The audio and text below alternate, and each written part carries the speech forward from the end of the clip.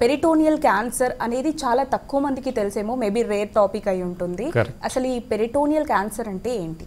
So peritoneal cancers అనే topic correct, as you rightly said, very very rarely discuss topic. But ఈ మధ్య క్యాన్సర్స్తో ఎక్కువ survival rates ఉన్నారు. ఒకప్పుడు చూస్తే 40 years back patients use to die within months and years of diagnose of cancer. But ఇప్పుడు ఏంటంటే cancer patients are surviving for long. So దాంతో there are new types of cancers which we are getting, లేకుంటే ఎక్కువ disease spread కావడము, కొత్త sites develop కావడము. So అక్కడే treat చేస్తే ఇంకా ప్రొలాంగ్ సర్వైవల్ ఉంటుంది అనే కాన్సెప్ట్ నుంచి వచ్చినవి. సో పెరిటోనియం అంటే దీనికి యాక్చువల్లీ సూటబుల్ తెలుగు వర్డ్ లేదు, ఆర్ ప్రాబబ్లీ నాకు తెలియదేమో. బట్ పెరిటోనియం అనే దాన్ని ఇంగ్లీష్లోనే వాడుకుందాం ప్రస్తుతానికి. సో మన అబ్డామెన్, కడుపు భాగంలో ఏదైతే అబ్డామినల్ వాల్ వెనకల సన్నటి ఉల్లి పొర లాంటి ఒక తెర ఉంటుందో దాన్నే పెరిటోనియం అంటాం.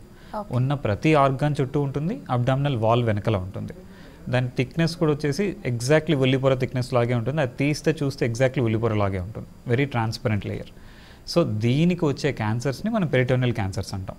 సో దీని లక్షణాలు ఎలా ఉంటాయి సార్? అంటే తెలుసుకోవచ్చా ముందుగానే ఏదైనా సిమ్టమ్స్తో? యూజువల్లీ క్యాన్సర్స్ అనేవి కనుక్కోవడమే చాలా లేట్ అవుతుంది. వాటిలో పెరిటోనియల్ క్యాన్సర్స్ కనుక్కోవడం అనేది ఇంకా లేట్ అవుతుంది. ఓకే, ముందుగా మనం వీటి లక్షణాలకు వెళ్ళే ముందు దాంట్లో ఎన్ని రకాలు ఉన్నాయి వాటిని బట్టి సిమ్టమ్స్ మారిపోతాయి. ఎందుకంటే ఒక్కొక్క లక్షణం అనేది ఒక్కొక్క క్యాన్సర్కి డిఫరెంట్ టైప్స్లో ఉంటుంది. ప్లస్ ఒక టైప్ ఆఫ్ క్యాన్సర్కి ఉన్న లక్షణాలు ఇంకొకటి దానికి ఉండకపోవచ్చు. సో మనకు పెరిటోనియల్ క్యాన్సర్స్లో చూసినట్లయితే 2 రకాల క్యాన్సర్స్ ఉంటాయి. ప్రైమరీ పెరిటోనియల్ క్యాన్సర్స్ అంటాం, సెకండరీ అంటాం అన్నమాట. ప్రైమరీ అంటే పెరిటోనియంలోనే మొదలయ్యే క్యాన్సర్స్. సెకండరీ అంటే వేరే ఆర్గాన్లో మొదలై పెరిటోనియంకి స్ప్రెడ్ అయ్యే క్యాన్సర్స్ని సెకండరీ పెరిటోనియల్ క్యాన్సర్స్ అంటాం. ప్రైమరీ పెరిటోనియల్ క్యాన్సర్స్లో మనం యూజువల్లీ చూసేది మీసోథీలియోమా అంటాం. పెరిటోనియల్ లైనింగ్లో ఉన్న ఒక లేయర్ ఆఫ్ టిష్యూని మీసోథీలియం అంటాం, దాన్ని మీసోథీలియోమా అంటాం. ఇది యూజువల్లీ యాస్బెస్టాస్ వర్కర్స్లో, సిమెంట్ ఇండస్ట్రీ దాంట్లో పనిచేసే వాళ్ళు, ఆక్యుపేషనల్ ఎక్స్పోజర్స్లో వచ్చే క్యాన్సర్. యూజువల్లీ మీసోథీలియం అనేది లంగ్స్లో వస్తుంది. బట్ ఎప్పుడైతే అది కాఫ్ చేసి స్పుటమ్ స్వాలో చేస్తారో ఈ యాస్బెస్టాస్ ఆక్యుపేషనల్ ఎక్స్పోజర్ వాళ్ళకి పెరిటోనియంలో కూడా వస్తుంది అనమాట. సూడోమిక్సోమా అని ఇంకోటి జెల్లీ లాంటి సబ్స్టెన్స్ కడుపులో ఫామ్ అవుతుంది. ఎగ్జాక్ట్లీ క్యాన్సర్ కాదు, కానీ క్యాన్సర్ లాగా బిహేవ్ చేస్తుంది. వీటిని మనం ప్రైమరీ క్యాన్సర్స్ లాగా తీసుకోవచ్చు. స్టమక్ నుంచి వచ్చిన, పెద్ద పేగు చిన్న పేగు నుంచి వచ్చిన, అపెండిక్స్ నుంచి వచ్చిన, లేకుంటే అండాశయాల నుంచి, ఓవరీస్ నుంచి వచ్చిన క్యాన్సర్స్ కూడా ఓవర్ టైం పెరిటోనియం స్ప్రెడ్ అయితే వాటిని సెకండరీ పెరిటోనియల్ క్యాన్సర్స్ అంటాం. So primary peritoneal cancer, secondary peritoneal cancers అనే డిఫరెన్షియేషన్ అన్నీ మోస్ట్లీ బయాప్సీ ద్వారానే తెలుస్తుంది. ప్లస్ వీటిని డయాగ్నోస్ చేయడం కూడా చాలా కష్టం. పేషెంట్స్కి సిమ్టమ్స్ చాలా తక్కువగా ఉంటాయి, వేగ్ సిమ్టమ్స్ అనమాట.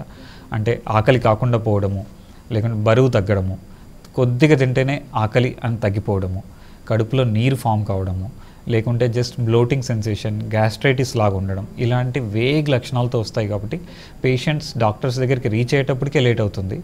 ప్లస్ రొటీన్గా ఇప్పుడున్న డయాగ్నోస్టిక్ సెటప్స్లో ముందే డయాగ్నోసిస్ చేసి మన రొటీన్ నోషన్ ఏంటంటే స్కాన్లో ఉంది అంటే క్యాన్సర్ ఉన్నట్టు, లేదు అంటే క్యాన్సర్ లేనట్టు అనుకుంటాం.